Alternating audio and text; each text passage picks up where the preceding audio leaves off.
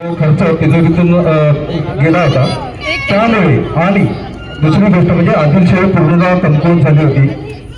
राज्याभिषेक झाला म्हणून औरंगजेब ज्या पद्धतीने महाराष्ट्रावरती तुटून पडला त्यामुळे महाराजांनी त्याचाही विचार केला की हे आता होणार काय आहे की आदिलशाह निजामशाही वगैरे सगळं बाजूला राहणार आणि युद्ध होणार तर फक्त मराठा आणि मुघल यांच्यामध्येच ते युद्ध होणार। मग याच्यासाठी महाराजांनी मुत्सद्देगिरीचा वापर केला। महाराज म्हणजे आता ह्याचं काय करायचं ही दूरदृष्टी आहे की महाराजांनी दक्षिण दिग्विजय म्हणजे कोल्हापूर पासून चालू केलं, गोळकोंडा, कुतुबशाह आणि तिथपासून त्यानंतर कर्नाटक, तामिळनाडू ह्या प्रदेशात महाराजांनी आक्रमण करायला सुरुवात केली। आक्रमण म्हणजे महाराजांचा तसा आक्रमणाचा विचार पण नाही आणि काहीच नाही। कर्नाटक आजही जे तुमचं हॉस्पेट, हंपी हे जे सगळं आहे ते शहाजी महाराजांच्या ताब्यात होतं पूर्वीच्या काळी। शिवाजी महाराज गेले म्हणजे काय कि हमारा एक राजा था पहले से ही शहाजी राजे, और ये जो आया ये इनका लड़का है तो उसका ही है ये सब, तो हमको उसको ही देना है। त्यामुळे फारशी युद्ध नाही झाली।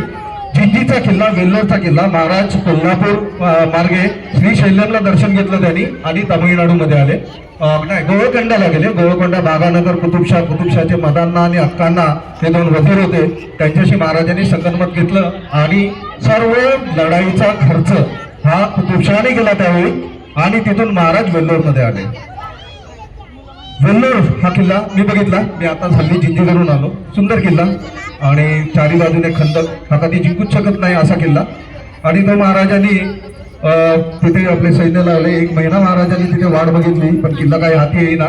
वेल्लोरच्या समोर साजिरा गोजिरा किल्ला महाराजांनी बांधला आणि साजिरा गोजिरा 2 किल्ले, ज्या किल्ल्यांवरती एका किल्ल्यावरती अजूनही महाराजांचे पहिले ह्या सह्याद्रीत किंवा पूर्ण हिंदुस्थानात सापडलेले कोरीव शिल्प या साजिरा किल्ल्यावरती आहे। तर तिथनं महाराज गेले जिंजी। आता मी सांगतो ते काळजीपूर्वक आहे का। जिंजी महाराजांची जी दूरदृष्टी ही जिंजीच्या किल्ल्यात आपल्याला दिसते। जिंजी इथे महाराष्ट्रात सगळं चालू आहे, तर महाराजांनी एक बॅकअप प्लॅन असतो आणि एस्केप प्लॅन असतो। बॅकअप प्लॅन म्हणजे काय असतं की आपण कुठे अडकलो तर आपल्याला दुसरीकडनं सैन्य येईल आणि आपली सुटका करेल। एस्केप प्लॅन काय असतो तर आम्ही